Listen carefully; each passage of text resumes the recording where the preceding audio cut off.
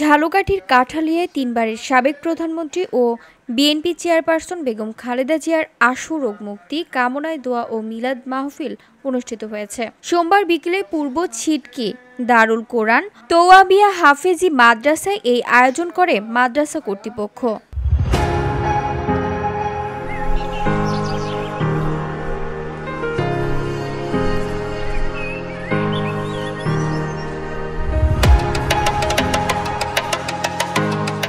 অনুষ্ঠানে প্রধান অতিথি ছিলেন সাবেক কেন্দ্রীয় ছাত্রনেতা গোলাম আজম সৈকত। তিনি বলেন, এভারকেয়ার হাসপাতালে চিকিৎসাধীন বেগম খালেদা জিয়ার সুস্থতা এখন জাতির কামনা। তিনি আরও বলেন, ধর্মীয় শিক্ষা ও মাদ্রাসা উন্নয়নে খালেদা জিয়ার ভূমিকা অনস্বীকার্য।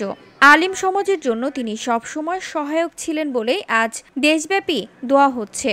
আমরা যে নেত্রীর জন্য আজকে দোয়া চাচ্ছি, আজকে দেখেন সারা বাংলাদেশ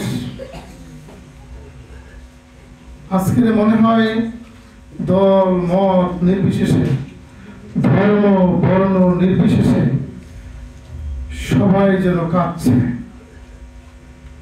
সবাই স্তম্ভিত। আজকের সারা বাংলাদেশ নয়, সারা বিশ্ব আজকের